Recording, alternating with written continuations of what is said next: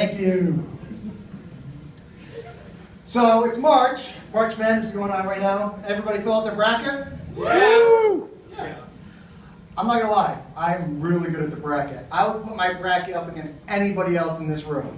I can't show you mine right now though, because I don't fill mine out until April. So I'm a bus rider. I ride the bus downtown for my class. Does anybody else ride the bus in here? Woo! A few of you.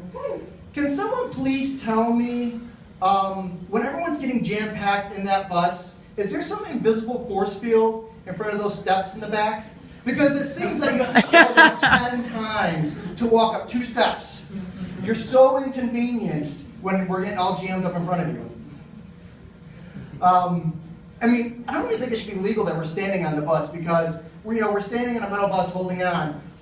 Yeah, when I'm in a car with like an airbag in front of me, a magic pillow that'll just appear, I'll still get a ticket unless I'm wearing some like rope seatbelt thing here, just a few inches from my neck.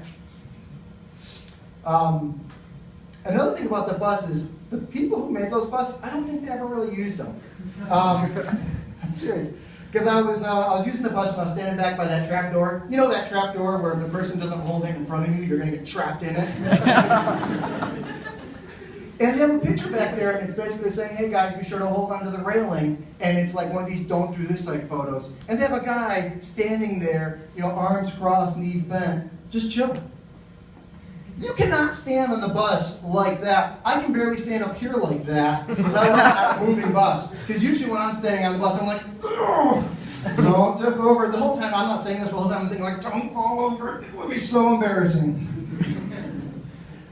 But, so when somebody ever asks, I'm sure we've all been asked this by somebody. Chicks, mostly it's because of a guy's trying to pick you up, and I don't know why girls ask it to other people, but if asked like, what's your major? That's actually another way of saying, like, what job do you plan on doing when you leave college? And it's weird because there's like about 1 million jobs out there, 300 million people, 95% of us are employed. Yet we only have like 50 to 70 majors. So there's a gap in numbers there because we don't have a major for every single job out there. Because some of the jobs are really weird. I'll tell you about a job I saw the other day. I was watching TV. And by watching TV, I mean I was watching the internet on a TV. And in between all the porn and watching House of Cards and binge watching House of Cards, I saw a commercial for the CIA. And it must have been a weird CIA thing that they were trying to do, because I didn't realize it was a CIA commercial until the very end. I'll paint you the picture. There's this guy in the suburbs, eating breakfast with his family, and he's like, did you do your homework, son? And he's like, yeah, yeah. And then a voiceover guy comes over and he goes, he does it for his family. And then the guy's walking out to his car, waving to his neighbors, and he's driving the door through his neighborhood. And the voiceover guy goes, he does it for his community. Then he gets to an office building, and just as he's about to walk into the office building, the voiceover guy goes, he does it for his country. And then it gets really fast-paced. Think of like a Michael Bay commercial without explosions, because everything was so dramatic. Like he's handing off papers and signing things and moving around the mouse and clicking things. Like it seemed really exciting, but really it was just office work.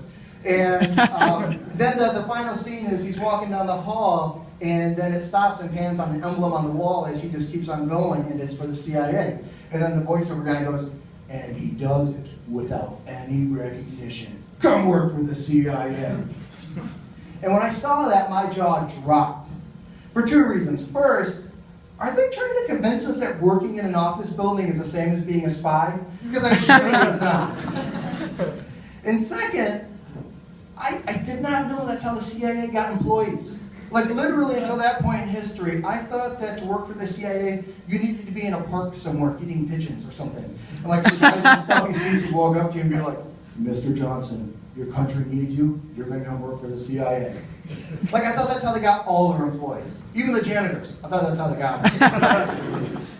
And now that I know that they'll just take people off the streets, I imagine they got to get some weird applicants. Especially since they're showing it like in between YouTube videos. There's got to be a guy out there who was watching some old James Bond films and he saw that and he's like, I could totally work for the CIA. And he walks down there and he's like, listen, dudes, you totally need me here at the CIA because I can totally keep a secret. Like, I know Jeff was blown by Tiffany last week at that party.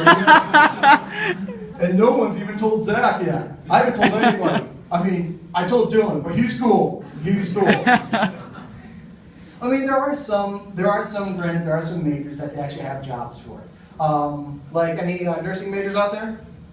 No, because where else go to? It's a hard major. But you can actually get a job in that, you know, treating the elderly. You know, a lot of baby boomers coming up. And I have a friend who actually works in a nursing home. And she was kind of bummed out the other day. One of the residents had died, and she was kind of close to her. And because I'm a dick, I kind of made a joke at the moment. I said, "Oh, so your hour is going to get cut now?" And she goes, "No, they don't do that with my job, but my friend's going to lose her job." And I was shocked. I did some digging, and it turns out that her friend really is going to lose her job. And I thought to myself, wow, that is one hell of a way to motivate your employees, right? If your job is depending on your living. I bet just someone that she's walking in, she's like, "Oh no, Gladys, come on, Gladys. I'm already late on my rent, Gladys, don't do this to me.